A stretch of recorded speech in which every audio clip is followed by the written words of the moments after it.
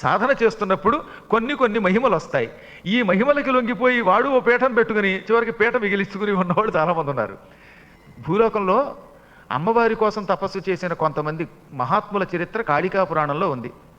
ఒక ఆయన స్వయంగా అమ్మవారి దర్శనం చేసుకుందాం, మణిద్వీపానికి శరీరంతో పోదామని తపస్సు మొదలెట్టాట.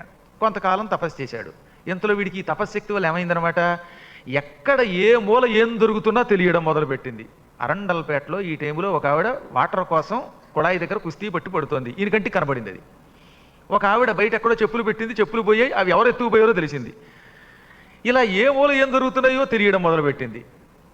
సరిగ్గా ఆ సమయానికి ఏం జరిగిందనమాట, అలాంటి ఒక ఆయన వచ్చాడు.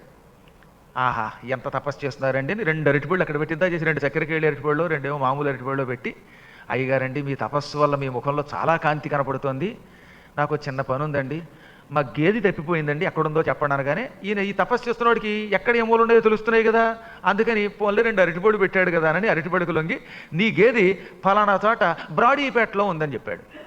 ఈయన అక్కడికి వెళ్ళగానే ఈ గేది బాడీ కనపడింది. ఆనందపడిపోయి ఇంకేముందండి గురువుగారి అమ్మవారండి, ఆయన ఏ మూల ఏముందో చెప్పాడు, తప్పిపోయిన నా గేది గురించి చెప్పాడు అని జనాల దగ్గర ప్రచారం చేసి ఆయన పాదాల మీద 2 పువ్వులు పెట్టాడు. ఇంకెక్కడి నుంచి జనం అందరూ రావడం మొదలెట్టారు. చెయ్యి చూపించి నాకు ఉద్యోగం వస్తుందండే అని ఒకడు, నేను వ్యాపారంలో రాణిస్తానండే అని ఒకడు, ఇలా మొదలు పెట్టగానే ఈ తపస్సు చేస్తున్నాయన ఫోన్లే వాళ్ళకి మంచి చేద్దాం అనుకుని వాళ్ళ కోరికలు తీర్చడం మొదలెట్టాడు. ఇదిగో నీకు 10 ఏళ్ల తర్వాత వ్యాపారంలో అభివృద్ధి, 5 ఏళ్ల తర్వాత వ్యాపార అభివృద్ధి, లేదా నీకు ఈ పని రాణిస్తుంది, ఈ పని రాణించదు.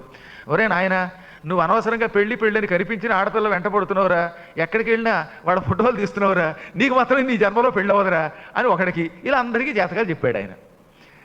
చెప్పడంతో ఇంక ఈ జనం ఏం చేశారనమాట, అమ్మ ఈయన ఏం చెబితే అది అయిపోతుంది, ఈయనే దేవుడు అన్నారు. ఈయనే దేవుడు అని పొగడ్డంతో ఈయన నిజం అనుకున్నాడు. నేను మహాతపస్సు చేసి ఉంటాను, అందుకే అమ్మ నాలో ఆవాహన అయిపోయింది, నాకు అమ్మకి తేడా ఏముంది, అమ్మే నేను అనుకున్నాడు.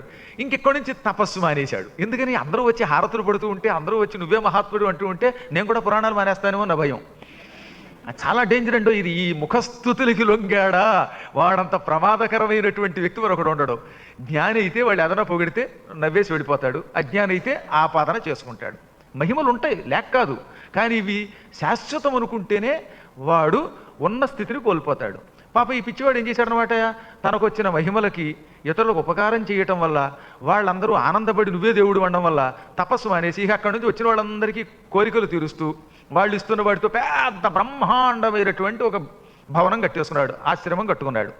నేనే దేవుణ్ణి అనడం మొదలెట్టాడు. అదేదో శక్తిపాతాలట మాయదారు కూడా పాతకాలు. ఈ మహాపాతకాలు నెత్తి మీద పెట్టడం మొదలెట్టాడు. చివరికి ఎందుకు పనికి రాకుండా తపశ్శక్తి ఉన్న కాస్త శక్తి పోయి సర్వభ్రష్టుడైపోయాడు. తర్వాత జన్మలో పందై పుట్టాట. ఈ కథ ఒకటి కాళికా పురాణంలో ఉంటుంది.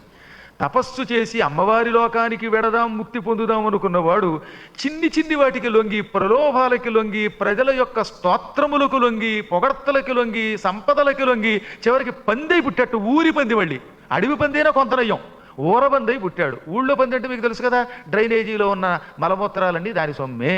ఈ సొమ్ము పోయి ఆ సొమ్ము వచ్చింది. అందుకని ఏం చెప్పారన్నమాట, ఎట్టి పరిస్థితులలోనూ దుర్వాసుడిని ఆదర్శం చేసుకోవాలి. అలా ఆదర్శం చేసుకోవాలంటే వాడు రుద్రుడు కానీ లేక విష్ణువు కానీ అయి ఉండాలి. ఆ స్థాయి తపస్సు చెయ్యాలి. అందుకే విష్ణువుకి శివుడికి మాత్రమే పతనం లేదు, వాళ్లే అమ్మే వాళ్ళు అవుతున్నారు. తక్కిన దేవతలంతా భ్రష్టులైపోతారు కొంతకాలానికి.